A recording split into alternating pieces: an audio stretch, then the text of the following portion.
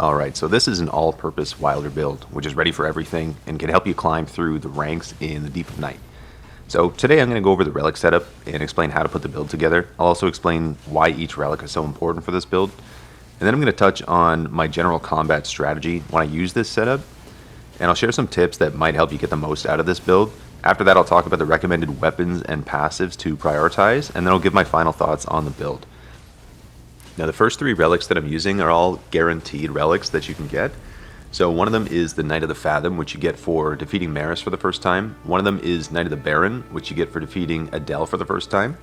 And one of them is the Wylder Earring, which you get for beating Heal Store while using Wylder, and you have to have the silver tier relic equipped, and then after that you need to interact with Heal Store's body rather than going into the round table hold, and that'll get you the Wylder Earring. So part of a remembrance quest there.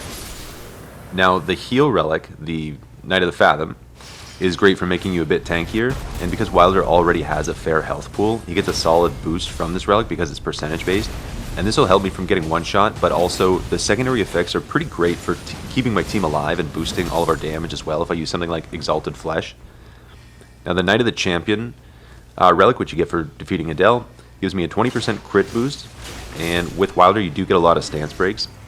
And this is extra effective in solo where I get every crit myself. In addition to the damage increase that I get from the crits, I also get a temporary stamina recovery buff, plus I get more art gauge charge on crits. And remember that Wylder starts with a parry shield, and his grapple shot does a ton of guard breaking, which is perfect for guard breaking Banished Knights or any other enemy that uses a shield. When you combine these things with the strong stance breaking and the ability to backstab mobs whenever you can, it's really helpful to recharge your art when you have this relic effect. And in turn, that'll lead to more stance breaks and more crits.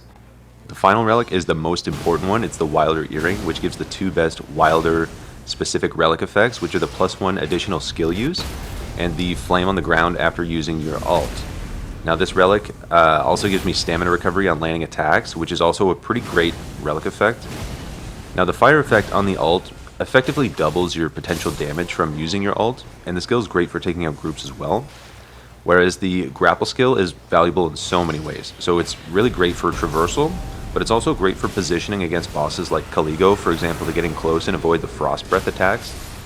These two relic effects combine to make Wylder one of the best characters for reviving teammates outside of Revenant and Guardian as well. After using the ult, the fire helps to take away the purple, while the whips are also incredible for reviving. So a good strategy when you get your teammates on 3 bars is get a few hits in and then use the ult to protect yourself from a boss attack, or even stun the boss if you can, if you line it up correctly and time it well. And the fire attack will tick away, the fire on the ground from your ult will tick away at the purple on your ally's revive bar, and then you can use the whip once or twice at the end to finish the job, and usually that'll get it done. Another relic combo that's very similar that you could use is the Dark Knight of the Baron and the Dark Knight of the Fathom. So Knight of the Fathom is red, but Dark Knight of the Fathom is blue. Knight of the Baron is blue, but Dark Knight of the Baron is red. So you just flip those two and it still works with the same chalice. So the Dark Knight of the Baron, that one gives you a bigger crit buff. So it gives you, I believe, a 35% crit buff instead of a 20%. But then you lose the extra art gauge recharge. Now the blue health relic, which is the Dark Knight of the Fathom, that has continuous HP recovery rather than your flask healing allies. So that might be a good alternate setup for solo expeditions, while the one that I'm using today is probably a little bit better for trios, but both options are really good.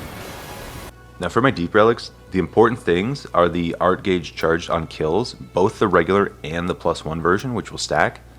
The other must-have is the bleed buildup on character skill use.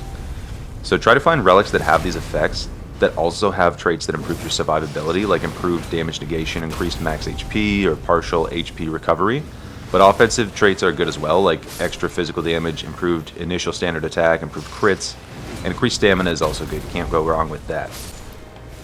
Now, I'm going to talk about the art gauge restoration relics, because these are really important. So when you get the regular and the +1, they do stack, and this gives you your ult back after every 7 kills, which is amazing, especially for bosses that have minions like Dukesteer Freya. It also ensures that I'll have my ult to start every single boss encounter, as long as I do just, a few quick kills here and there after every point of interest. And because I have the extra fire effect on my ults, this ends up being really valuable because I'm able to constantly output huge AoE damage. Now the bleed effect on the skill use is insane when you combine this with the +1 additional skill use that I get on the Wylder earring. This is enough to one-shot a lot of the mobs right out of the gate, and this allows me to work through points of interest really quickly. It also lets me build up bleed pretty consistently against bosses, and that's just extra big chunks of damage. So as a recap, this relic setup gives me extra survivability, gives me the ability to keep my teammates alive a little bit better. I get really effective tools for reviving even when my teammates are 3-barred. My DPS is high with extra crit damage and a powerful fire AoE on my ult that's going to constantly be recharging. I also get the ability to inflict bleed. I can one-shot mobs from the start of the run.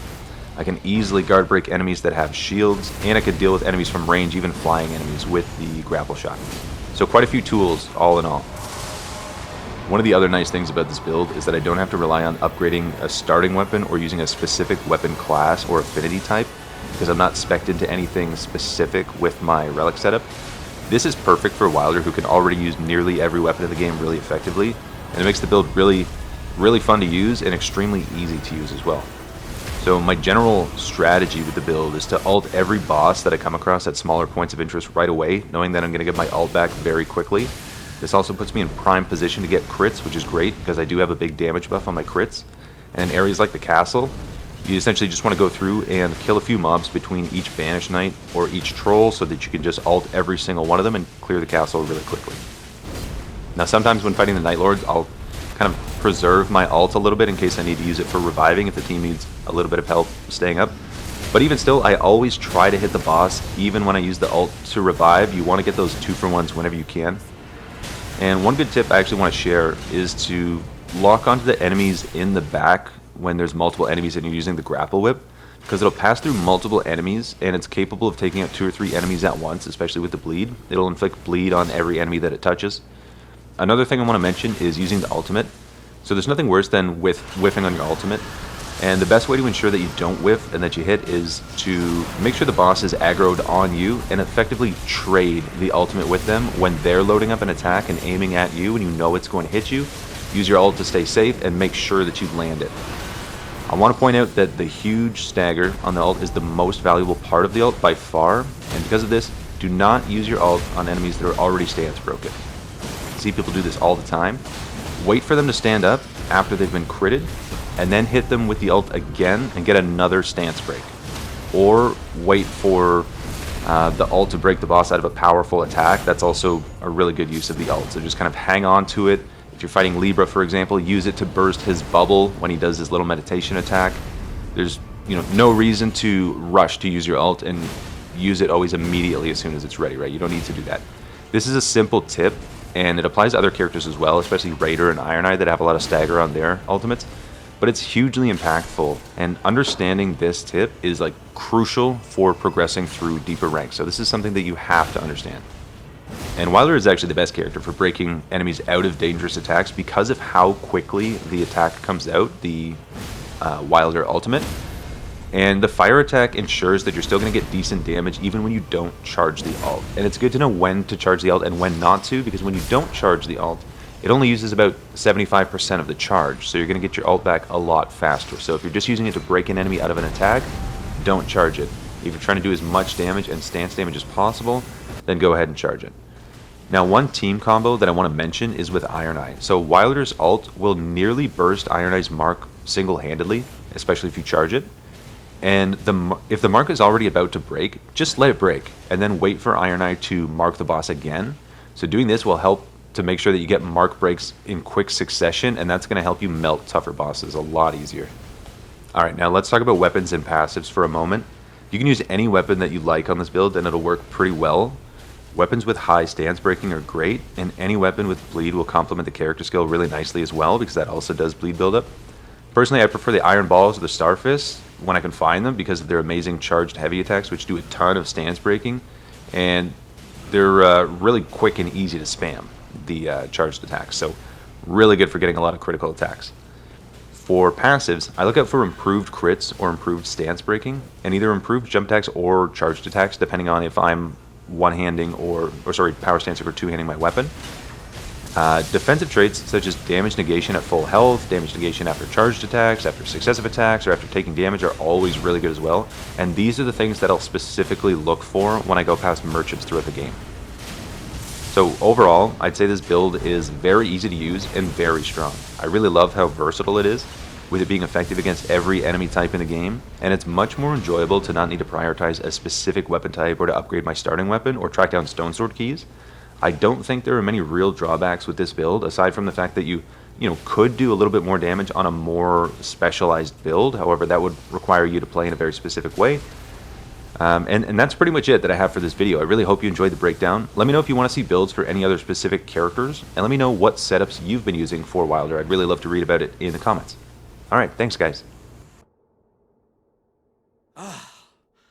Well played, good sir. Well played. I thank you.